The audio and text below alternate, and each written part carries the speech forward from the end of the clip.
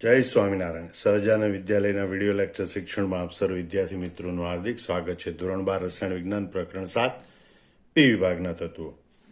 સમૂહ 16ના તત્વોના પરમાણુય ગુણધર્મો અથવા એનું બીજું કહેવાય આવર્તનીય ગુણધર્મો. યાદ રાખજો. આવર્ત કોષ્ટક પર આધારિત ગુણધર્મો એટલે આવર્તનીય ગુણધર્મો. એના માટે પહેલું છે અથવા તો સૂત્રો યાદ રાખજો. ઇલેર પત્રી આત્રી આઈ ઇલે વીરુ. ઇલે પત્રી આત્રી આઈ ઇલે વીરુ. પહેલું ઇલે એટલે ઇલેક્ટ્રોન રચના, એટલે કે સમૂહ 16ના તત્વોની ઇલેક્ટ્રોન રચના વિશે ચર્ચા કરવાની. બીજું પત્રી આત્રી એટલે પરમાણવીય ત્રિજ્યા અને આયનીય ત્રિજ્યા વિશે ચર્ચા કરવાની. ત્રીજું આય એટલે આયનીકરણ enthalpy.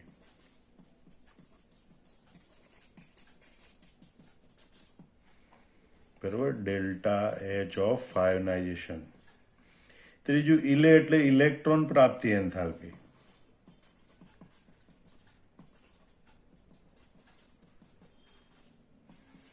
Delta H of electron gain.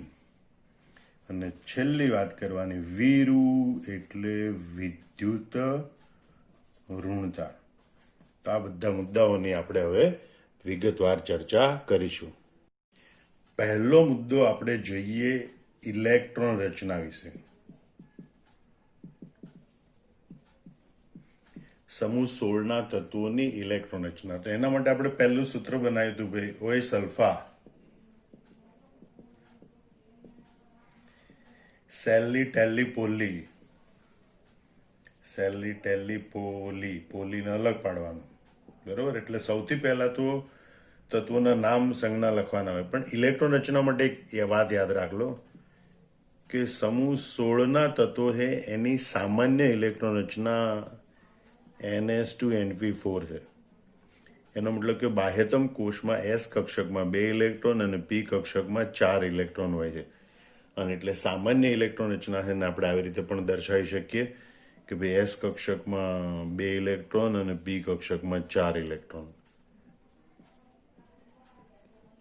3 અને 4. હવે આપણે દરેક તત્વ માટે જોઈએ કે ભાઈ ઓય એટલે પહેલું તત્વ આપણે લખવાનું છે ઓક્સિજન, જેની સંજ્ઞા O8.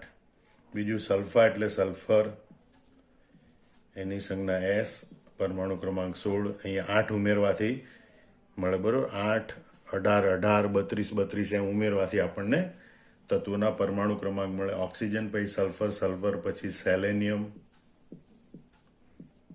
Se. બરોબર, અને 16માં 18 ઉમેરો તો 34, એટલે સેલેનિયમનો પરમાણુ ક્રમાંક 34. અહીંયા 8 ઉમેરો અને 18 ઉમેરોમાં હજી 18 ઉમેરવામાં સેલેનિયમ. ટેલી એટલે ટેલુરિયમ અથવા ઘણી વખત ટેલ્યુરિયમ પણ બોલે. બરોબર, એની સંજ્ઞા T. 34માં 18 ઉમેરો એટલે 52, એટલે ટેલ્યુરિયમનો પરમાણુ ક્રમાંક 52. પછી પો એટલે પોલોનિયમ, એની સંજ્ઞા PO. એમાં 32 ઉમેરો એટલે 84. બરોબર, એટલે પોલોનિયમનો પરમાણુ ક્રમાંક છે 84. અને લી એટલે લિવરમોરિયમ. LV નવું શોધાયેલું સંશ્લેષિત તત્વ છે જેનો પરમાણુ ક્રમાંક છે 116. બરોબર, તો આ રીતે પહેલા નામ અને સંજ્ઞા યાદ રાખી લેવાના. હવે આપણે એની ઇલેક્ટ્રોન રચના લખીએ. તો ઇલેક્ટ્રોન રચના લખવા માટે પ્રથમ આપણને નિષ્ક્રિય તત્વો છે એના નામ સંજ્ઞા ખબર હોવી જોઈએ. તો એ પ્રમાણે હિલિયમ, એની સંજ્ઞા He. કારણ કે દરેકમાં પહેલા નિષ્ક્રિય ઉમદા વાયુની ઇલેક્ટ્રોન રચના આવશે. ઉમદા વાયુની ઇલેક્ટ્રોન રચના પછી NS2NP4 આવે. બરોબર, એટલે helium, neon, argon, krypton, xenon, zinc લખાઈ ગયું, ઝેનોન Xe અને રેડોન Rn. એટલે ઓક્સિજન માટેની ઇલેક્ટ્રોન રચના. હવે ઇલેક્ટ્રોન રચના યાદ રાખવા માટે તમારે આવી રીતે ગોઠવવાનું છે. SP પહેલા, બરોબર. પછી લખવાનું DSP, પછી લખવાનું ફેંકું DSP અને ફેંકું DSP.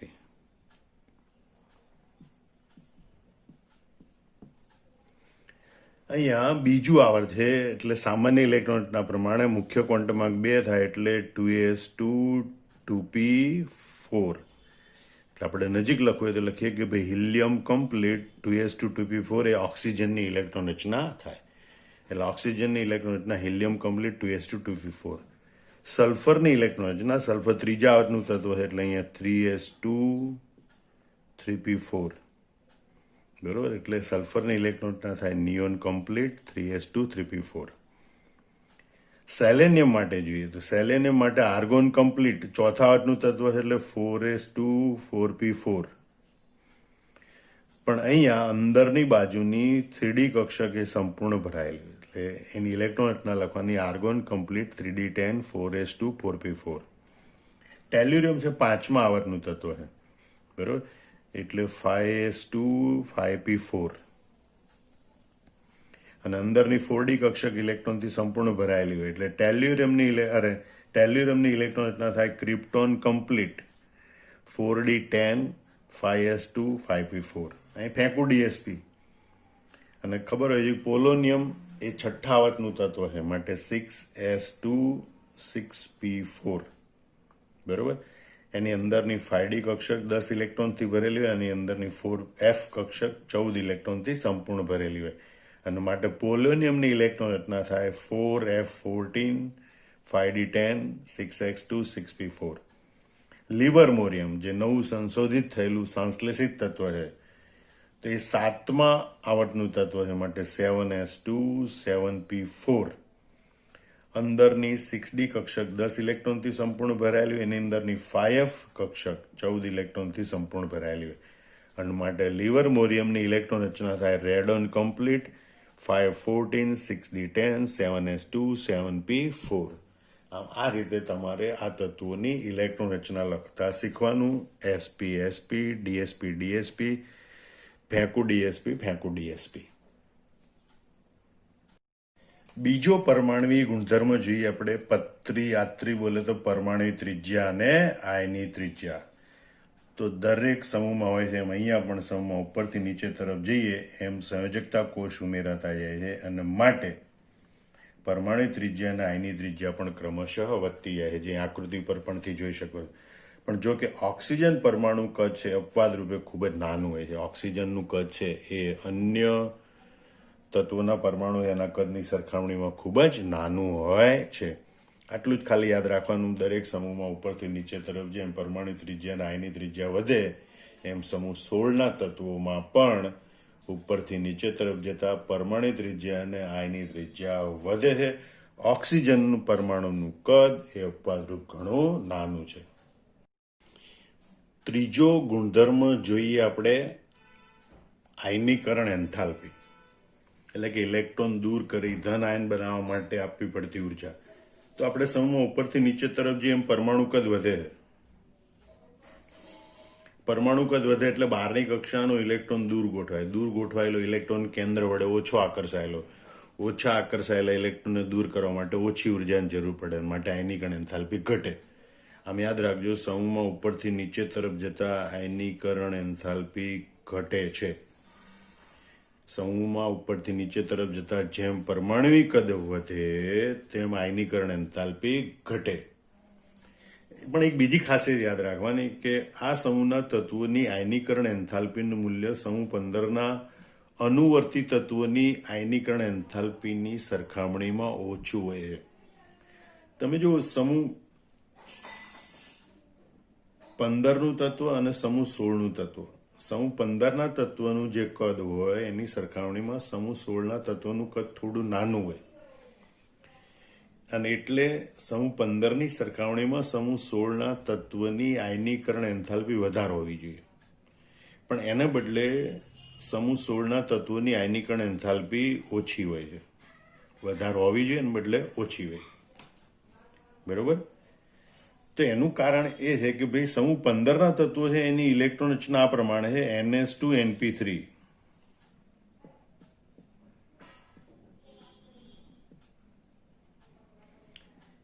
એટલે અહીંયા 2 ઇલેક્ટ્રોન પણ પી કક્ષકમાં એક ઇલેક્ટ્રોન હોય, એટલે પી કક્ષક છે એ અર્ધપૂર્ણ ભરાયેલી છે. આપણે જાણીએ કે અર્ધપૂર્ણ ભરાયેલી કે પૂર્ણ ભરાયેલી પેટાકોષ હોય તો એ વધુ સ્થાયીતા ધરાવે, એમાંથી ઇલેક્ટ્રોન દૂર કરવા માટે વધારે ઉર્જાની જરૂર પડે. જ્યારે સમૂહ 16ના તત્વોની સામાન્ય ઇલેક્ટ્રોન રચના NH2NP4 છે. એમાં પી કક્ષકમાં 4 ઇલેક્ટ્રોન છે. આ એક જ કક્ષકમાં 2 ઇલેક્ટ્રોન હોય જે અપાકર્ષિત હોય, એટલે આ ચોથો ઇલેક્ટ્રોન છે દૂર કરવો સરળ છે, એટલે એને દૂર કરવા માટે ઓછી ઉર્જાની જરૂર પડે. માટે સમૂહ 16ના તત્વની આયનીકરણ એન્થાલ્પી ઓછી હોય. એટલે ફરીથી સમજી લો, આ સમૂહના એટલે કે સમૂહ 16ના તત્વોની આયનીકરણ એન્થાલ્પીનું મૂલ્ય એ સમૂહ 15ના અનુવર્તી તત્વોની આયનીકરણ એન્થાલ્પીના મૂલ્ય કરતાં ઓછું હોય. એમ થવાનું કારણ સમૂહ 15 છે. સમૂહ 15ના તત્વો એ અર્ધપૂર્ણ ભરાયેલી આવી પી કક્ષકો ધરાવે અને એની સ્થાયીતા વિશેષ હોય છે. એટલે કે અર્ધપૂર્ણ ભરાયેલી પી કક્ષકોવાળી વિશેષ સ્થાયી ઇલેક્ટ્રોન રચના ધરાવે છે અને એમાંથી ઇલેક્ટ્રોન દૂર કરવો મુશ્કેલ. માટે સમૂહ 15ના તત્વોની આયનીકરણ એન્થાલ્પી વધારે અનુરૂપ હોય એવા સમૂહ 16ના તત્વોની આયનીકરણ એન્થાલ્પી પ્રમાણમાં ઓછી હોય છે. ચોથો ગુણધર્મ છે ઇલેક્ટ્રોન પ્રાપ્તિ એન્થાલ્પી. પહેલા તો ઇલેક્ટ્રોન પ્રાપ્તિ એન્થાલ્પી એટલે શું સમજી લો કે ઇલેક્ટ્રોન પરમાણુ સ્વીકારે અને કેન્દ્ર વડે આકર્ષાય ત્યારે મોટા ભાગે ઉર્જા ઉત્પન્ન થાય, બરોબર? તો એ ઉત્પન્ન થતી ઉર્જા એને કહેવાય ઇલેક્ટ્રોન પ્રાપ્તિ એન્થાલ્પી. મતલબ કે પરમાણુ ઇલેક્ટ્રોન પ્રાપ્ત કરે ત્યારે થતો ઉર્જાનો ફેરફાર એને કહેવાય ઇલેક્ટ્રોન પ્રાપ્તિ એન્થાલ્પી. હવે અહીંયા ઇલેક્ટ્રોન પ્રાપ્તિ એન્થાલ્પી 2 બાબતો પર આધાર રાખે, યાદ રાખજો. કેન્દ્રમાં ધન વીજભાર હોય એના વડે ઇલેક્ટ્રોન આકર્ષાય, એટલે એક તો આકર્ષણ બળ ઉપર આધાર રાખે. એટલે કે જેમ કેન્દ્રના ધન વીજભારનું આકર્ષણ બળ વધારે એમ ઇલેક્ટ્રોન પ્રાપ્તિ એન્થાલ્પીનું ઋણ મૂલ્ય વધારે, અને જેમ આકર્ષણ બળ ઓછું એમ ઋણ મૂલ્ય ઓછું. એટલે એક પરિબળ અગત્યનું છે આકર્ષણ બળ. બીજું અગત્યનું પરિબળ છે અપાકર્ષણ બળ. કોનું અપાકર્ષણ બળ? તો આ ઇલેક્ટ્રોન જે દાખલ થાય એ અગાઉથી પરમાણુમાં હાજર બાહ્યતમ કક્ષાના ઇલેક્ટ્રોન હોય એના વડે અપાકર્ષણ પામે. જેટલું અપાકર્ષણ વધારે એટલું ઇલેક્ટ્રોન પ્રાપ્તિ એન્થાલ્પીનું ઋણ મૂલ્ય ઓછું. હવે આ 2 બાબતોને ધ્યાનમાં રાખીએ તો આપણે સમૂહમાં ઉપરથી નીચે તરફ જે જતા જઈએ એમ બાહ્યતમ કક્ષામાં જે ઇલેક્ટ્રોન દાખલ થાય એનું કેન્દ્ર તરફનું આકર્ષણ બળ ઘટતું જાય, કારણ કે પરમાણુનું કદ વધતું જાય. એટલે ઇલેક્ટ્રોન દૂર ગોઠવાય એટલે કેન્દ્ર પ્રત્યેનું આકર્ષણ બળ એનું ઘટે. આકર્ષણ બળ ઘટે તો ઇલેક્ટ્રોન પ્રાપ્તિ એન્થાલ્પીનું ઋણ મૂલ્ય ઓછું થતું જાય. એનો મતલબ કે ઓક્સિજન એ પહેલું તત્વ છે તો એનું ઇલેક્ટ્રોન પ્રાપ્તિ એન્થાલ્પીનું ઋણ મૂલ્ય સૌથી વધારે હોવું જોઈએ. એને બદલે ઓક્સિજનની ઇલેક્ટ્રોન પ્રાપ્તિ એન્થાલ્પીનું ઋણ મૂલ્ય સૌથી ઓછું છે. ઇવન સલ્ફર કરતાં પણ ઓછું છે અને બાકીના બધા તત્વો કરતાં પણ ઓછું છે. આ અપવાદરૂપ ઘટના. હવે એની સમજૂતી કેવી રીતે આપી શકાય? તો ઓક્સિજન પરમાણુનું કદ ખૂબ નાનું છે. એની બાહ્યતમ કક્ષામાં 6 ઇલેક્ટ્રોન ખૂબ જ ગીચતાથી ગોઠવાયેલા છે, અને એટલે જ્યારે બાહ્યતમ કક્ષામાં વધારાનો ઇલેક્ટ્રોન દાખલ થાય ત્યારે ઇલેક્ટ્રોન અને અગાઉથી ગોઠવાયેલા 6 ઇલેક્ટ્રોન એની વચ્ચે અપાકર્ષણ બળ લાગે છે, બરોબર? અને એ અપાકર્ષણ બળના કારણે એની ઇલેક્ટ્રોન પ્રાપ્તિ એન્થાલ્પીનું ઋણ મૂલ્ય ખૂબ ઓછું થાય છે, બરોબર? અને આમ ઓક્સિજનની સુબદ્ધ પ્રકૃતિ એમ કીધું છે, એટલે કે એને ઇલેક્ટ્રોન વાદળની ગીચતા, આ ઇલેક્ટ્રોન ખૂબ જ ગીચતા ઉપર ગોઠવાયેલા એને સુબદ્ધ પ્રકૃતિ કહેવાય. અને એના કારણે એની ઇલેક્ટ્રોન પ્રાપ્તિ એન્થાલ્પીનું ઋણ મૂલ્ય સલ્ફરની ઇલેક્ટ્રોન પ્રાપ્તિ એન્થાલ્પીના ઋણ મૂલ્ય કરતાં ખૂબ ઓછું હોય. હા, ત્યાર પછી તમે સલ્ફરથી, સેલેનિયમથી, ટેલ્યુરિયમથી પોલોનિયમ તરફ જાઓ એમ ઇલેક્ટ્રોન પ્રાપ્તિ એન્થાલ્પીના ઋણ મૂલ્ય ઓછા થતા જાય છે. એનો મતલબ કે ઓક્સિજન, સલ્ફર, સેલેનિયમ, ટેલ્યુરિયમ, પોલોનિયમ તમારે ઇલેક્ટ્રોન પ્રાપ્તિ એન્થાલ્પીના ઋણ મૂલ્ય જોવા હોય તો સલ્ફર એનું કરતાં સેલેનિયમ, એના કરતાં ટેલ્યુરિયમ, એના કરતાં પોલોનિયમ અને ઓક્સિજનની ઇલેક્ટ્રોન પ્રાપ્તિ એન્થાલ્પીનું ઋણ મૂલ્ય સૌથી ઓછું હોય છે. આ રીતે તમારે યાદ રાખવાનું. ફરીથી એકવાર જોઈ લો.